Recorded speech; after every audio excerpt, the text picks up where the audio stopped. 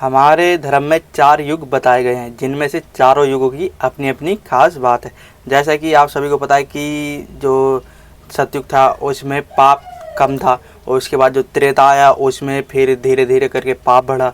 उसके बाद फिर जो द्वापर युग आया उसमें बहुत ज़्यादा पाप बढ़ गया, और वहीं पर जो इस समय कलयुग चल रहा है इसमें बहुत ज़्यादा पाप बढ़ा हुआ है, और पाप अपनी चरम सीमा पर पहुँचते हुए जा रहा है। जो कि सतयुग था उसमें भगवान विष्णु ने हिरण्यकश्यप और हिरण्याक्ष का वध किया, वहीं पर वामन अवतार भी लिया, वहीं पर जो त्रेता था उसमें राम अवतार लिया और परशुराम जी का अवतार भी लिया, वहीं पर जो द्वापर युग था उसमें श्री कृष्ण का अवतार लिया, और अब जो कलयुग है इसमें भगवान विष्णु का जो 10वां अवतार होना कल्कि का, वो कलयुग के अंत में होगा। लेकिन जो कलयुग था, कहा जाता है कि जो भगवान श्री कृष्ण है कलयुग के बारे में उन्होंने द्वापर युग में ही बता दिया था कि कलयुग कैसा होने वाला है। उन्होंने पांडवों को बता दिया था कि जो कलयुग होगा वो कितना पाप से भरा हुआ होगा, और जो कि आज के समय में भी चल रहा है और आप सभी को पता है।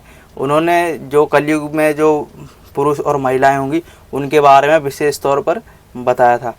तो जानते हैं कि कल भगवान श्री कृष्ण ने कलयुग के महिला और पुरुष के बारे में क्या कहा था। भगवान श्री कृष्ण कहते हैं कि जो कलयुग में पुरुष होगा वो बहुत ज़्यादा अधर्मी हो जाएगा, और जो कि अत्याचारी भी हो जाएगा, जो कि आज के समय में हमें देखने को मिल रहा है।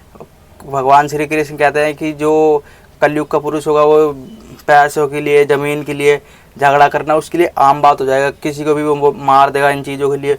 और जो कि आज के समय में हमें देखने को भी मिल रहा है, महिलाओं को वो गंदी दृष्टि से देखेंगे, और वहीं पर महिलाओं को शोषण करने की वस्तु समझेंगे, जो कि आज के समय में आप सभी को पता है कि आमतौर पर ये रोज़ रोज़ की न्यूज़ हो चुकी है।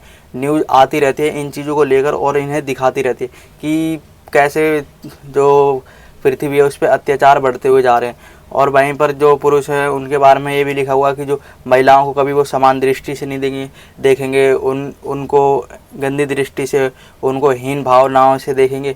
और वहीं पर जो महिलाएं होंगी उनके बारे में भी भगवान श्री कृष्ण ने कहा है कि जो महिलाएं होंगी वो दूसरों के अपना सुख देखेंगी। जैसे कि कभी भी जैसे दो औरतों में लड़ाई हो गई तो वहाँ पर वो अपना सुख ढूंढेंगी, वो महिलाएं होकर महिलाओं का ज़्यादा सम्मान नहीं करेंगी। वहीं पर जो व्यक्ति ज़्यादा अमीर होगा उसी के पास महिलाएं जाएंगी। जैसे कि आप सभी देख रहे हो कि भले ही आज के टाइम पे शादीशुदा हो, लेकिन अगर कोई लेडीज़ है उसको कोई दूसरा पसंद आ जाता है और वो उसके पति से ज़्यादा अमीर है, तो वो अपने पहले वाले को छोड़ देती है और वहीं पर दूसरे वाले पति के पास वो चली जाती। भाई ये आम बात हो चुका है हमारे युग में, और इस युग में तो पाप धीरे धीरे करके और बढ़ते हुए जा रहे हैं। अभी तो कहा जा रहा है कि जो कलयुग की जो उम्र है वो 4,32,000 वर्ष की, जिसमें से भी 5,000 वर्ष ही बीते। तो अभी जो आने वाला कलयुग है वो बहुत ज़्यादा पाप से भरा हुआ होगा, और वहीं पर अभी तो क्या कलयुग का पहला ही चरण चल रहा है, उसके बाद जो कलयुग शुरू होगा वो बहुत ज़्यादा पाप से भरा हुआ होगा। आप सभी देख रहे हैं कि इंसानियत तो इस समय में रह ही नहीं गई है कलयुग के अंदर। भगवान श्री कृष्ण कहते हैं कि जो कलयुग में जो मनुष्य होगा वो बहुत ज़्यादा लालची हो जाएगा, और जो चीज़ें कठिन मेहनत के बाद प्राप्त होती है वो उनको किसी न किसी तरीके से पाने की कोशिश करेगा, चाहे वो उस लायक हो या ना हो। और आप सभी ने ये देखा भी होगा। और भगवान श्री कृष्ण गीता में ये भी कह गए हैं कि परिवर्तन ही संसार का नियम है, कि आपको संसार के हिसाब से चलना होगा। तो आज के हिसाब से देखा जाए तो संसार के हिसाब से तो चल रहा है मनुष्य, लेकिन जो वो पाप कर रहा, अधर्म कर रहा, वो उसकी सीमा के परे है, वो बहुत ज़्यादा पापी हो चुका है इस समय। कलयुग के मनुष्य को सिर्फ और सिर्फ अपनी पड़ी हुई है, वो ये सोच रहा है कि मैं कहीं ना कहीं से उस वस्तु को पालूं जिसको मैं चाहता हूँ, चाहे भले ही वो उसका अधिकारी हो या ना हो। और आज के समय में आपने ये भी देखा होगा कि जो चल रहा है, और भगवान श्री कृष्ण ये भी कहे कि कलयुग में पाप के साथ साथ प्रदूषण और अशुद्ध भोजन भी होने लग जाएगा, और आज के समय में वही हो रहा है। मनुष्य अशुद्ध भोजन खाने को मजबूर हो चुका है, और वहीं पर जो हवा है वो भी नेचुरली है, जो कि भगवान श्री कृष्ण ये पहले ही गीता में बता गए हैं। और वहीं पर पांडवों को उन्होंने बताया कि ऐसे ऐसे होने वाला है कलयुग में।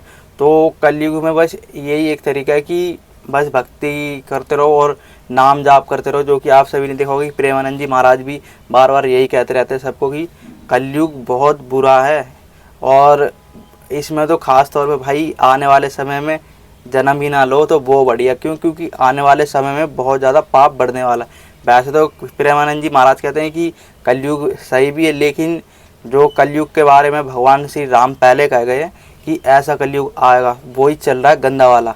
तो भाई इसमें तो जो सही लोग हैं, एक तो उनका जीना हराम हो चुका है, और जब कहा जा रहा कि जब कलयुग का अंतिम समय होने को आएगा तो उस समय में जो भगवान विष्णु के 10वें अवतार कल्कि जी होंगे वो धरती पर जन्म लेंगे, और 3 दिन में ही जो जितने भी धरती पे अधर्मी व्यक्ति होंगे जो उनका वध करेंगे, और पृथ्वी माता को जो अधर्मी होंगे उनसे मुक्त कराएंगे। और जो कि शायद ही कुछ व्यक्ति बचेंगे जो कलयुग के अंत तक शायद ही जो सही रास्ते पर चल रहा हो। वैसे तो आप सभी ने देखा कि आज के समय में आदमी बोलता कुछ और है और करता कुछ और है, जो कि ये बहुत बुरी आदत है।